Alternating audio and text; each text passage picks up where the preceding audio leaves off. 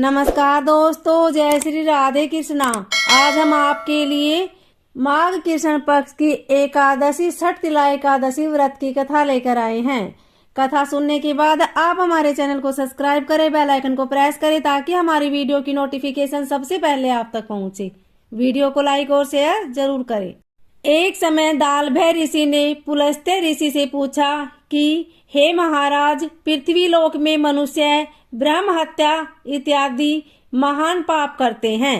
पराये धन की चोरी तथा दूसरों की उन्नति देखकर ईर्ष्या करते हैं। साथ ही अनेक प्रकार के व्यसनों में फंसे रहते हैं, फिर भी उनको नरक प्राप्त नहीं होता। इसका क्या कारण है?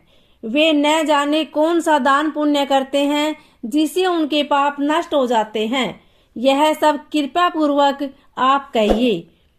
पुलस्त्य मुनि कहने लगे कि हे महाभाग, आपने मुझसे अत्यंत गंभीर प्रश्न पूछा है। इससे संसार के जीवों का अत्यंत भला होगा।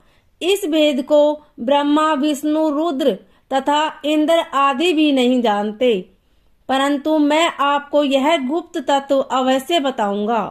उन्होंने कहा कि माघ मास लगते ही मनुष्य को स्नान आदि करके शुद्ध रहना चाहिए।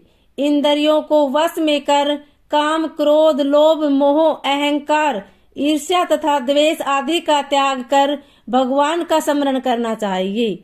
पुष्य नक्षत्र में गोबर, तिल मिलाकर उनके कंडे बनाना चाहिए। उन कंडों से 108 बार हवन करना चाहिए। उस दिन मूल नक्षत्र हो और एकादशी तिथि हो तो अच्छे पुण्य देने वाले नियमों को ग्रहण करें।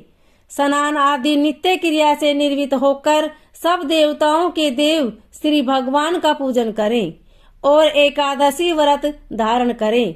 रात्रि को जागरण करना चाहिए। उसके दूसरे दिन धूप, दीप, नैवेद्य आदि से भगवान का पूजन करके खिचड़ी का भोग लगाएं। तत्पश्चात पेठा, नारियल, सीताफल या सुपारी का अर्घ्य देकर स्तुति करनी चाहिए। हे भगवान, आप दीनों को शरण देने वाले हैं। इस संसार सागर में फंसे हुओं का उद्धार करने वाले हैं। हे पुंडरीकाक्ष, हे विश्वनाथ, हे विश्व भगवान, हे सब्रहाण्य, हे पूर्वज, हे जगतपते, आप लक्ष्मी जी सहित इस तुच्छ अर्घ्य को ग्रहण करें। इसके पश्चात जल से भरा कुंभ घड़ा ब्राह्मण को दान करें तथा ब्राह्मण को श्यामा गो और तिल पात्र देना भी उत्तम है। तिल, स्नान और भोजन दोनों ही श्रेष्ठ हैं।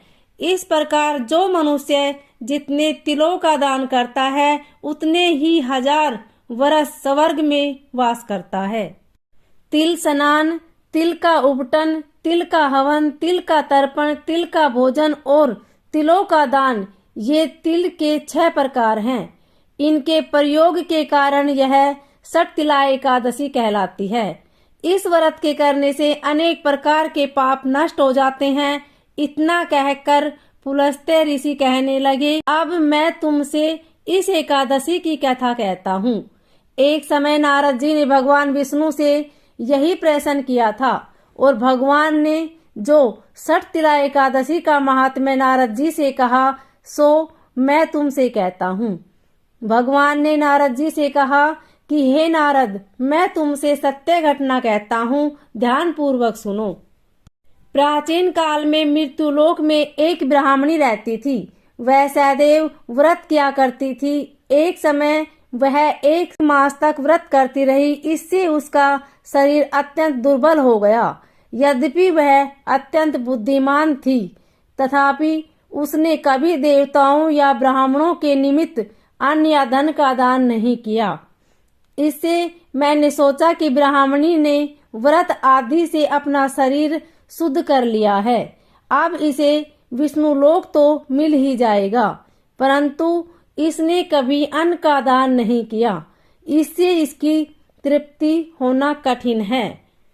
भगवान ने आगे कहा, ऐसा सोचकर मैं भिखारी के वेश में मृत्युलोक में उस ब्राह्मणी के पास गया और उससे भिक्षा मांगी। वह ब्राह्मणी बोली, महाराज किस लिए आए हो? मैंने कहा, मुझे भिक्षा चाहिए। इस पर उसने एक मिट्टी का ढेला मेरे भिक्षा पात्र में डाल दिया। मैं उसे लेकर स्वर्ग में लौट आया। कुछ समय बाद ब्राह्मणी भी शरीर त्याग कर स्वर्ग में आ गई। उस ब्राह्मणी को मिट्टी का दान करने से स्वर्ग में सुंदर महल मिला, परंतु उसने अपने घर को अन्न आदि सब सामग्रियों से शून्य पाया। घबराकर वह मेरे पास आई और कहने लगी कि भगवान, मैंने व्रत आदि से आपकी पूजा की, परंतु फिर भी मेरा घर अन्न आदि सब वस्तुओं से शून्य है। इसका क्या कारण है?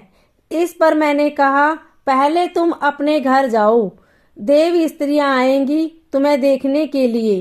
पहले उनसे 60 तिला एकादशी का पुण्य और विधि सुन लो, तब द्वार खोलना। मेरे ऐसे वचन सुनकर वह अपने घर गई।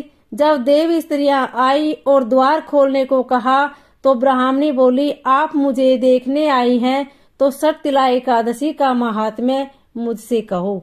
उनमें से एक देव स्त्री कहने लगी कि मैं कहती हूँ। जब ब्राह्मणी ने 60 तिला एकादशी का महात्म्य सुना तब द्वार खोल दिया। देवांगनाओं ने उसको देखा कि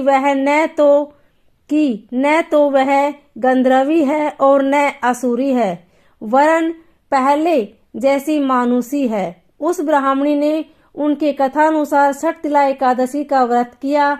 इसके प्रभाव से वह सुंदर और रूपवती हो तथा उसका घर अन्न आदि समस्त सामग्रियों से युक्त हो गया।